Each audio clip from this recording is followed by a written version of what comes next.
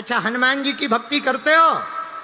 देखो हनुमान जी से सीखो, वो लंका में भी राम नाम का डंका बजाया है। हम लोग भारत में नहीं बजा पाते, कुछ लोग तो घर पे ही नहीं बजा पाते। घर पे बजाने में भी उन्हें कठिनाई होती है, पर हनुमान जी से सीखो। लंका में भी वो राम नाम का डंका बजा के आ गए, और ऐसा डंका बजाया कि पूरे युद्ध में अगर रावण किसी से टेंशन में था तो बजरंगबली से था। वो कहता था बाकी सबसे तो निपट लेंगे, बस जो पहली बार बंदर आया था वो थोड़ा खतरनाक है। तो किसी ने हनुमान जी से पूछा ये बल कैसे आया?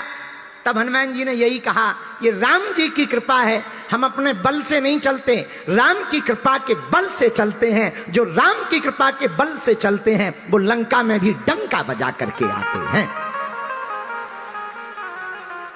तो श्री जामवंत जी ने जाने की बात कही कि लंका जाएगा कौन?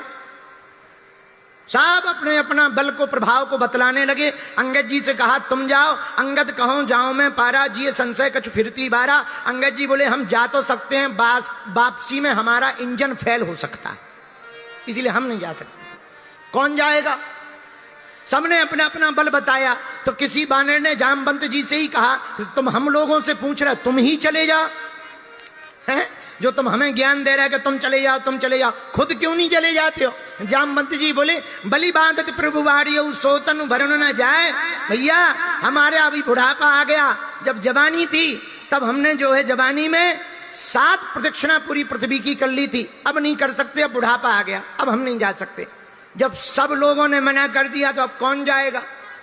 किसी ने हनुमान जी से कहा आहा हनुमान जी, हाँ सब अपना अपना बल बता रहे हैं लंका जाने के लिए। कोई कह रहा हम जा सकते आ नहीं सकते, कोई कहता हमारा बुढ़ापा आ गया, जवानी में हम कहीं भी चले जाते। तुम क्या कह रहे? हनुमान जी बोले भैया हमारा खुद का बल हो तो कोई कमिटमेंट करें, हमारा खुद का तो बल है नहीं, हमारे प्रभु का बल है। और कितनी अद्भुत बात है, वो पार होते होते डूब जाते हैं जिन्हें खुद पर गुमान होता है, और वो डूबते डूबते पार हो जाते हैं जिन पर तू मेहरबान होता है,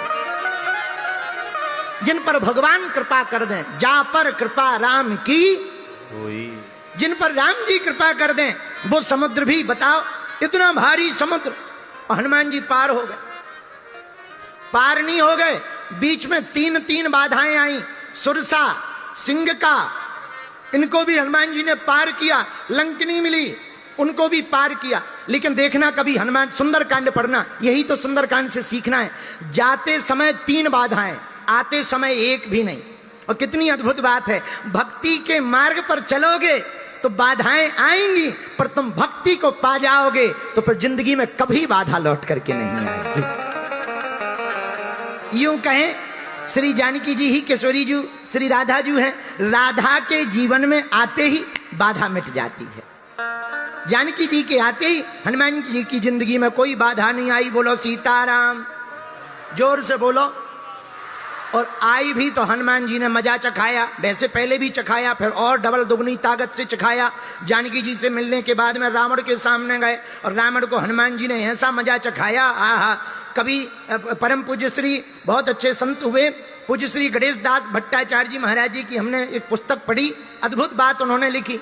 बोले हनुमान जी की पूंछ में जब आग लगाई तो हनुमान जी सोचने लगे श्री गणेश कहां से करें, आग तो लग गई है पर श्री गणेश कहां से करें। तो हनुमान जी को रावण की मूंछें दिखाई दी, और रावण ने जब हनुमान जी की पूंछ में आग लगाई तो 1-1 हाथ, 10 सिर हैं, 1-1 हाथ एक साइड की मूंछ पे लगा के लगा उमेठने। हनुमान जी ने सोचा एक तरफ की मूंछ तो बिजी है, दूसरी तरफ की बड़ी फ्री है, ये फ्री क्यों रहे। अब पूंछ में आग लग गई, इधर मूंछ भी एक तरफ की खाली है, पूंछ और मूंछ का बढ़िया जोड़ा रहेगा। हनुमान जी ने सोचा कहीं से श्री गणेश क्या करना, पूंछ तो तभी पूंछ है जब दुश्मन की मूंछ उखाड़ने के काम आ जाए। तो हनुमान जी ने अपनी पूंछ ली और रावण की मूंछ में आग लगाई, तो एक में लगी तो रावण लगा बुझाने। जब तक इस वाले मुंह का बुझाए तब तक हनुमान जी छोड़ वाले मुंह में फिर लगा देवे।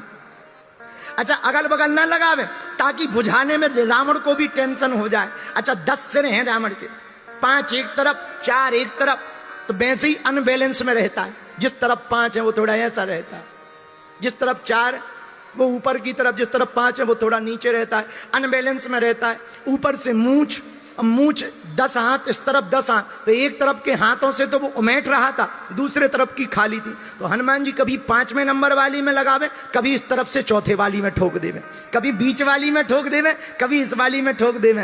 रावण परेशान हो गया, बड़ा विचित्र बंदर है। मेरे पागलो, हम समझाना ये चाहते हैं, तुम दूसरों की प्रतिष्ठा में आग लगाओगे तो वो तुम्हारी ही मूंछ को जला करके जाएगा। इसलिए संतों की पूंछ नहीं पकड़नी चाहिए। भारत के लोग, दुनिया के लोग क्या करते हैं, संतों की पूंछ पकड़ते हैं। पूंछ का मतलब प्रतिष्ठा, संतों की पूंछ नहीं पकड़नी चाहिए, संतों के तो चरण पकड़ने चाहिए। संतों के चरण पकड़ोगे, गुरुदेव के आचरण पकड़ोगे तो संत से हनुमंत की प्राप्ति होगी और हनुमंत से भगवंत की प्राप्ति होगी। बोलो सीताराम, जोर से बोलो और जोर से बोलो। इसलिए हनुमान जी ने अपना बल नहीं बताया। हनुमान जी बोले राम जी का बल है, और राम जी का कितना बल है, जरा इसका पैरामीटर लगाओ। हनुमान जी के अंदर कितना बल है? अतुलित बल अतुलित प्रभुताई, अतुलित बल अतुलित प्रभुताई, अतुलित बल अतुलित प्रभुताई, अतुलित बल अतुलित प्रभुताई। राम जी में अतुलित बल है, तो राम जी के दूत हनुमान जी में कितना बल है? तुलसीदास जी बोले कोई मीटर नहीं कि कितना बल है, हम मीटर नहीं लगा सकते। तो बोले पर कैसे लिखोगे? तो तुलसीदास जी बोले एक काम करो, डाटा 2 प्रकार का होता, एक लिमिटेड एक अनलिमिटेड। उसी प्रकार हनुमान जी का बल क्या है? लिमिटेड। बोले नहीं, अनलिमिटेड है। इसलिए उन्होंने लिखा राम दूत अतुलित बल,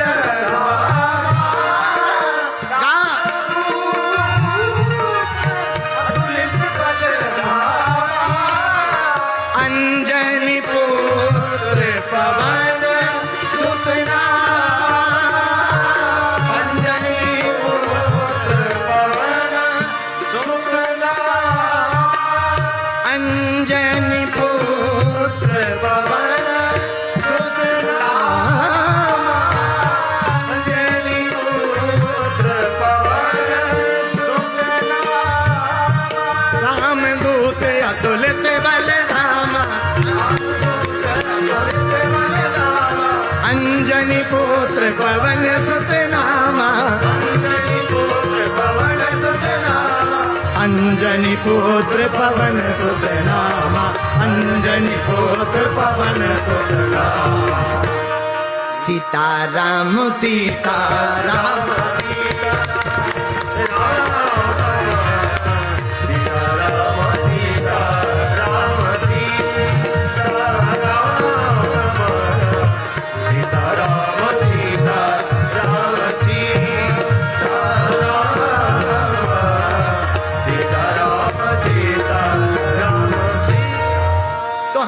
से कहा कि आपके अंदर बल कितना है? हनुमान जी बोले कोई मीटर थोड़ी है, जो बल है वो राम जी का है। और राम जी में कितना बल? अतुलित बल अतुलित प्रभुताई।